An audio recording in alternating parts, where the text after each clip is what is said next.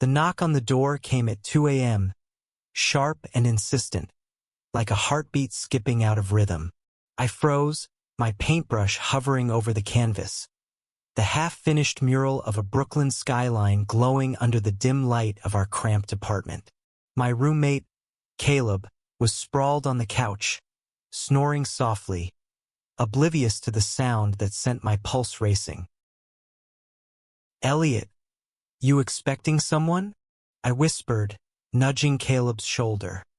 He groaned, rubbing his eyes, his short dreads sticking out at odd angles. At 25, Caleb was the kind of guy who could sleep through a hurricane, his easygoing charm a stark contrast to my tightly wound nerves. Javier Morales, 24, had always been the worrier, the one who triple-checked locks and deadlines.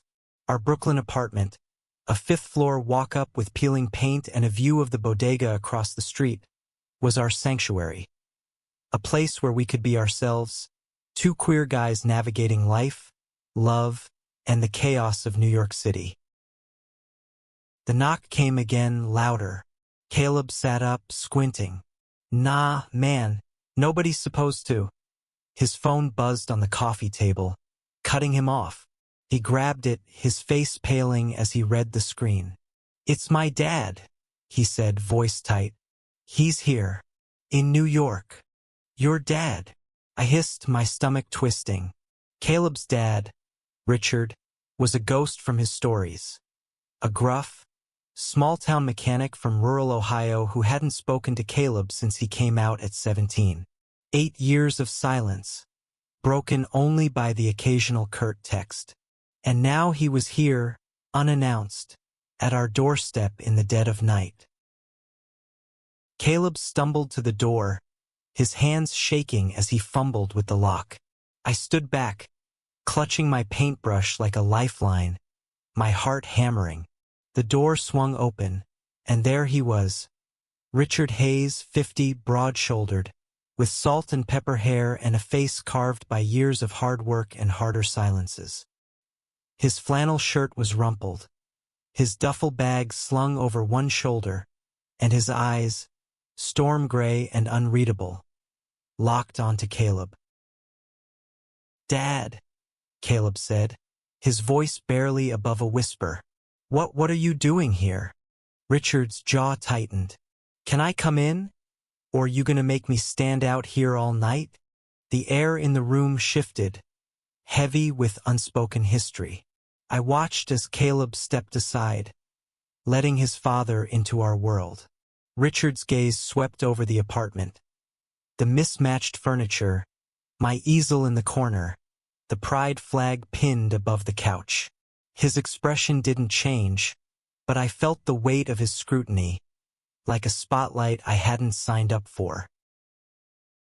"Javier," I said, stepping forward, my voice steadier than I felt. "Caleb's roommate." I extended a hand, half expecting him to ignore it. He didn't. His grip was firm, calloused, and his eyes met mine for a fleeting moment before he nodded. "Richard," he said gruffly, "didn't mean to barge in. Flight got delayed, and I needed to see my boy." Caleb flinched at the word boy, and I saw the hurt flash across his face, quick as lightning. 8 years of absence couldn't be erased with a single visit, and we all knew it. But there was something else in Richard's voice. A tremor, a crack in the armor. Desperation, maybe, or regret. "Sit down, Dad," Caleb said finally, gesturing to the couch. "You want coffee or something?" Richard nodded, dropping his duffel by the door. As Caleb disappeared into the kitchen, I caught Richard's eye again. He was watching me, not with hostility, but with a kind of curiosity that made my skin prickle. I didn't know it then, but that night would unravel everything. Our fears, our secrets, and the fragile threads of love we'd been too afraid to name. The next few hours were a tightrope walk. Caleb and Richard sat on opposite ends of the couch, the space between them a chasm filled with years of unspoken words. I busied myself cleaning my paintbrushes, trying to give them privacy, but the apartment was too small, the tension too loud. Richard talked about Ohio, the shop, the weather, the new highway cutting through town. Safe topics, surface level. Caleb nodded along, his fingers tapping nervously on his knee. "You still painting?" Richard asked me at one point, his voice cutting through the hum of the radiator. I looked up, surprised. "Yeah," I said, gesturing to the mural. "Trying to make a name for myself. Galleries, commissions, that kind of thing." He nodded, his eyes lingering on the canvas. "It's good. Real good. You got a gift." The compliment caught me off guard, and I felt a flush creep up my neck. Caleb shot me a look, half amused, half wary. "Javi's gonna be famous one day," he said, a hint of pride in his voice. "He's got a solo show coming up in Williamsburg." Richard raised an eyebrow. "That so? Well, good for you, son." The word son hung in the air, and I saw Caleb tense. It wasn't meant for him, but it stung all the same. I wanted to reach for Caleb's hand, to ground him, but I didn't. Not yet. Not in front of Richard.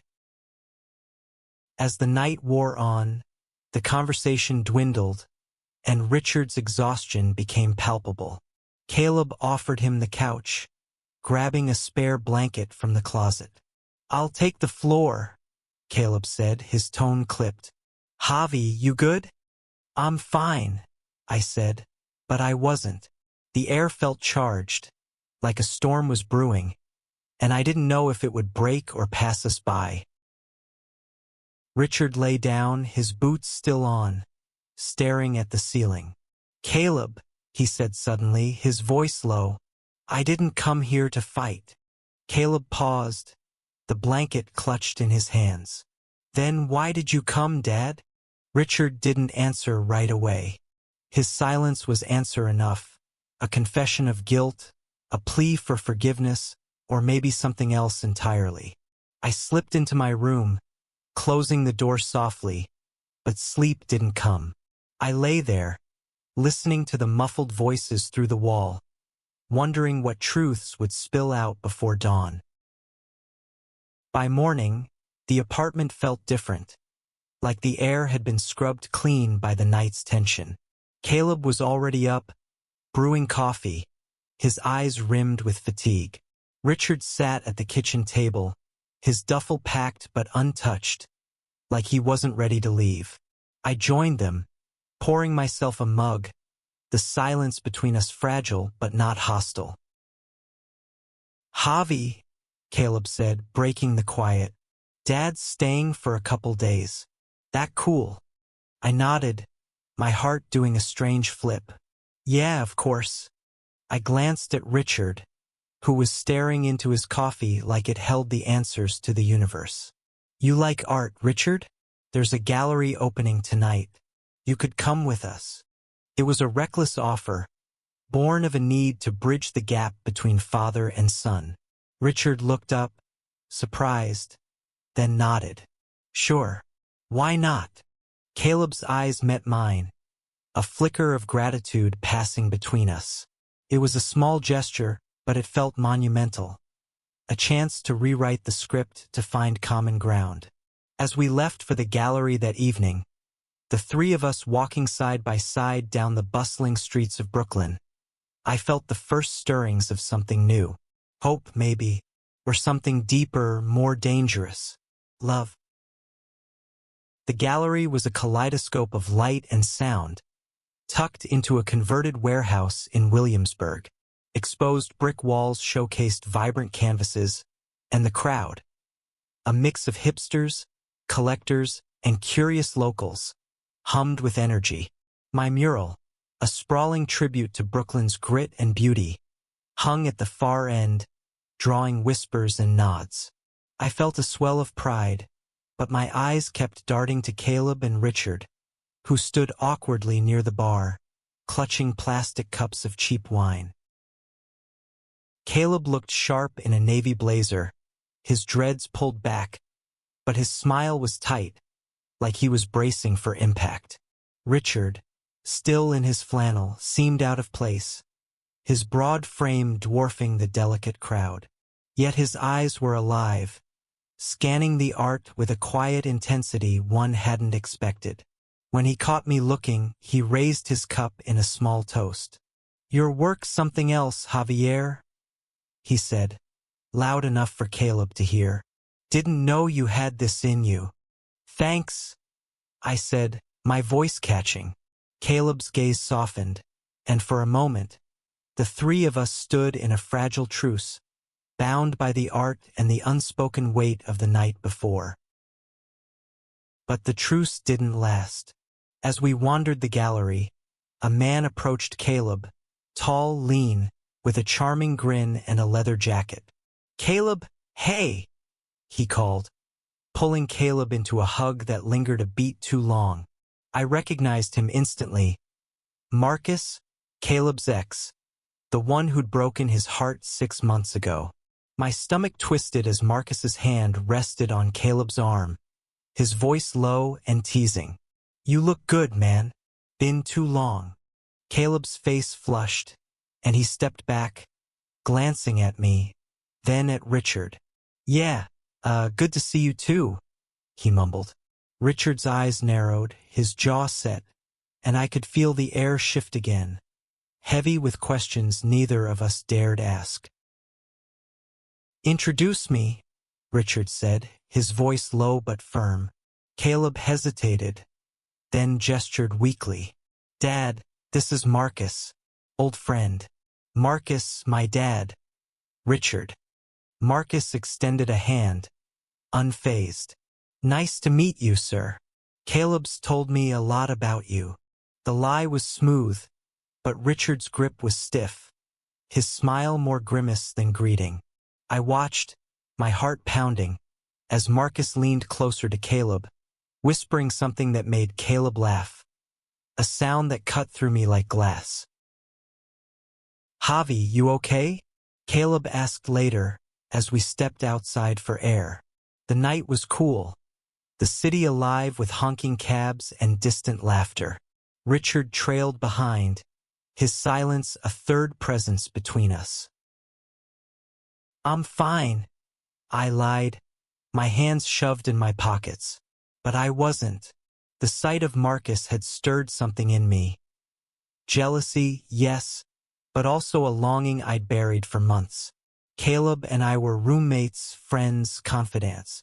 But lately, his laugh, his touch, the way he looked at me when he thought I wasn't noticing.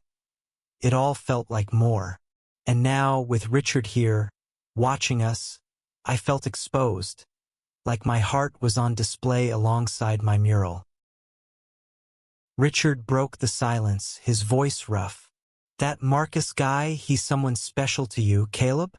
Caleb froze, his eyes darting to me, then away. "No, Dad, just someone I used to know." Richard nodded, but his expression was unreadable. "Good," he said, almost to himself. "You deserve better." The words hung there, heavy with meaning. Caleb's shoulders relaxed, and he gave his dad a small, tentative smile. I wanted to believe it was progress, but the ache in my chest told me otherwise. Marcus's presence had cracked something open, and I wasn't sure if it was my heart or Caleb's that would break first. Back at the apartment, the night took a quieter turn. Richard sat at the kitchen table, flipping through one of my sketchbooks, his fingers tracing the lines of a portrait I'd drawn of Caleb, his profile sharp against a backdrop of city lights. "You see him clearly," Richard said, not looking up. "More than he sees himself, maybe." I swallowed, unsure how to respond. Caleb was in the shower, the hum of water filling the silence. He's important to me," I admitted, my voice low. "Always has been." Richard set the sketchbook down, his eyes meeting mine. "You love him, don't you?" The question hit like a punch, raw and direct. I opened my mouth to deny it, to deflect, but the truth was too heavy to hold back. "Yeah," I said, my voice barely a whisper. "I do." Richard leaned back, his face softening in a way I hadn't seen before. "Love's a hard thing," he said. "Makes you do crazy shit, like fly across the country in the middle of the night." He paused, glancing toward the bathroom door. "I wasn't there for Caleb when he needed me. Didn't know how to handle who he is. But I'm trying now. I see the way you look at him. Don't let fear stop you, son." I stared at him, stunned. This man, who'd spent years building walls, was tearing them down in our tiny kitchen. His words a bridge I hadn't expected. Before I could respond, Caleb emerged, towel around his shoulders, his eyes flickering between us. "What's going on?" he asked, suspicion lacing his voice. "Nothing," I said too quickly, my heart racing. Richard just smiled, a small, knowing curve of his lips, and picked up the sketchbook again. That night, as I lay in bed, Caleb's words from earlier echoed in my mind. "You deserve better." I wondered if he meant Marcus or himself or something else entirely. And as I drifted into uneasy sleep, I couldn't shake the feeling that Richard's visit was about to change everything, for better or for worse. The next day was a blur of tension and tentative steps toward understanding. Caleb took Richard to his favorite diner, a greasy spoon on Flatbush Avenue where the coffee was strong and the pancakes were legendary. I tagged along, sketching in my notebook, trying to capture the way Caleb's eyes lit up when he talked about his job at the community center, teaching kids to code. Richard listened, really listened, his usual gruffness softened by something I couldn't quite name. "You're good with kids," Richard said, cutting into his stack of pancakes. "Always were. Used to help your cousins with their homework. Remember?" Caleb's fork paused midair, a flicker of surprise crossing his face. "Yeah," he said softly. "Didn't think you noticed." "I noticed," Richard said, his voice rough with emotion. "I noticed a lot, just didn't know how to say it." The moment was fragile, like glass, and I held my breath, afraid to shatter it. Caleb's eyes glistened, and he looked away, focusing on his plate. I wanted to reach for his hand, to tell him it was okay to feel the weight of this moment, but I stayed quiet, my pencil scratching softly against the page. Later, we walked through Prospect Park, the autumn leaves crunching underfoot. Caleb and Richard fell into step, their conversation stilted but steady, like a river finding its course. I trailed behind, giving them space, but my mind was on Caleb, on the way his laughter had felt like home last night, on the way his shoulder had brushed mine at the gallery. I was falling, hard, and Richard's words from the night before echoed in my head. "Don't let fear stop you." That evening, back at the apartment, Caleb suggested we cook dinner together, a rare occurrence, given our reliance on takeout. Richard took charge, chopping onions with the precision of a man who'd spent years fixing engines, while Caleb and I bickered over spices. The kitchen filled with the scent of garlic and tomatoes, and for a moment, it felt like we were a family, not just three people thrown together by chance. But the peace didn't last. As we sat down to eat, Caleb's phone buzzed, and he glanced at it, his face clouding. "It's Marcus," he said, his voice flat. "He wants to meet up tomorrow." Richard's fork clattered against his plate. "You don't owe that guy anything," he said, his tone sharp. "I saw the way he looked at you last night, like he owns you." "He doesn't," Caleb snapped, his eyes flashing. "It's not like that, Dad." "Then what's it like?" Richard pressed, leaning forward. "You're better than some guy who shows up when it's convenient." I stayed silent, my heart pounding. Caleb's gaze flickered to me, and I saw the question in his eyes, the same one I'd been avoiding. What are we to each other?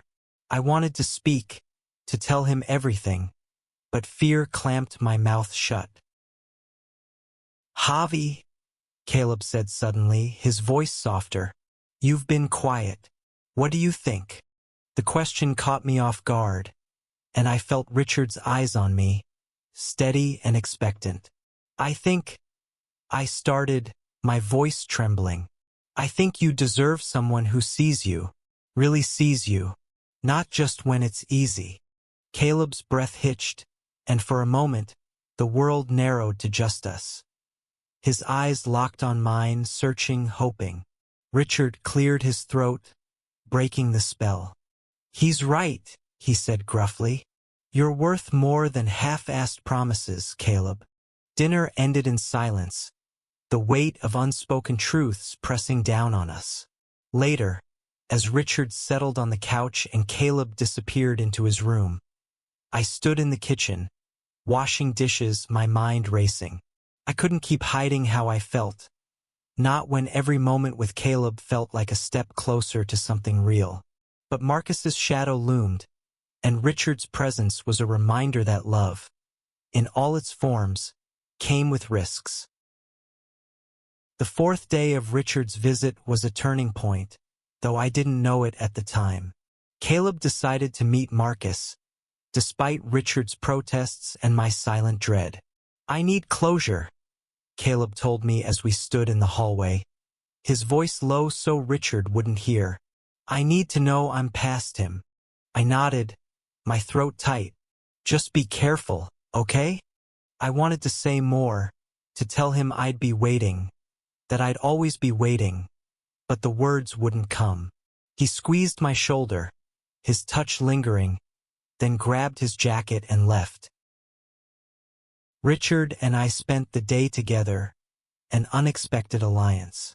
We walked to the Brooklyn Bridge, the city sprawling beneath us, alive and chaotic.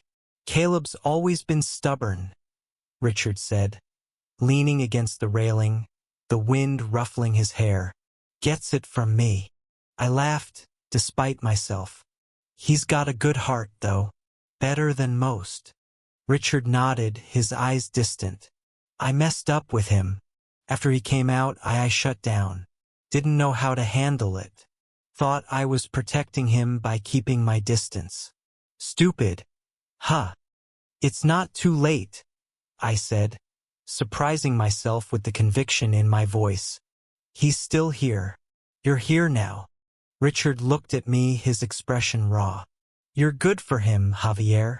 Better than that Marcus guy. I see the way Caleb lights up around you. Don't let him slip away. His words hit hard, and I felt the weight of my own fear of rejection, of ruining what we had. But Richard's honesty, his willingness to confront his own failures, gave me courage. I had to tell Caleb how I felt, no matter the cost. That night, Caleb came home late, his eyes red-rimmed but calm. Richard was already asleep, the apartment quiet except for the hum of the city outside.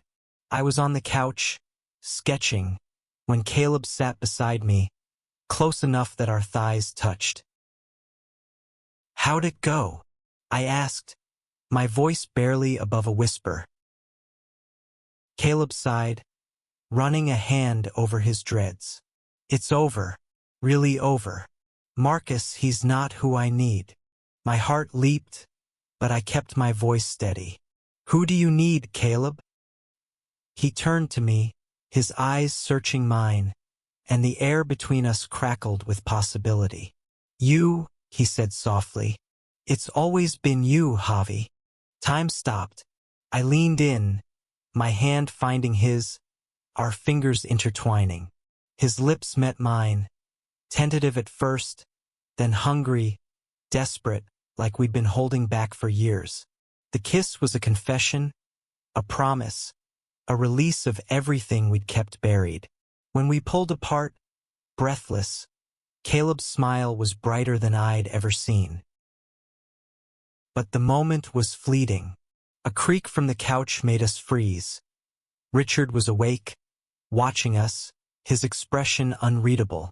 My heart sank, expecting judgment, rejection.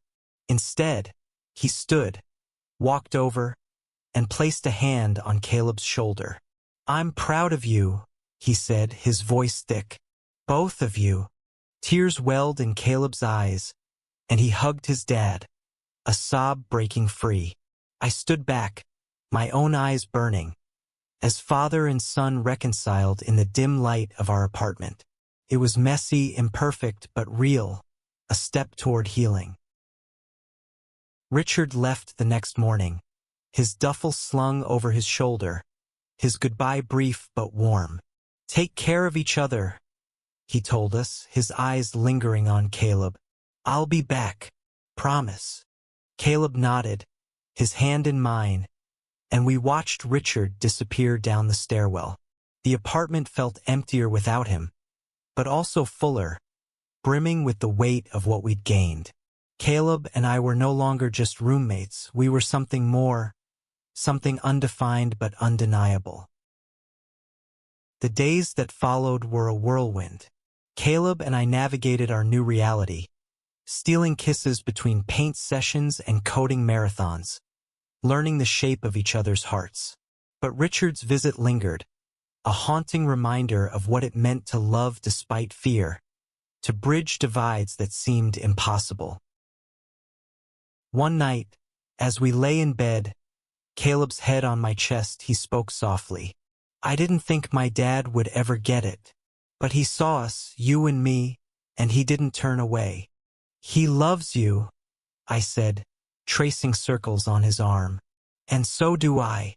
Caleb looked up, his eyes shining. "I love you too, Javi. Always have."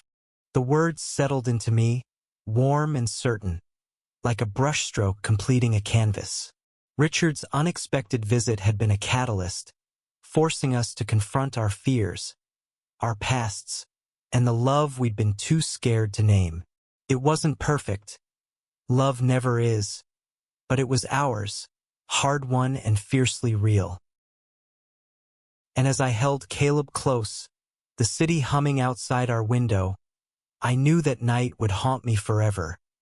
Not with pain, but with the beauty of what we'd found. A family, not bound by blood, but by courage, forgiveness, and the quiet, stubborn hope that love could change everything.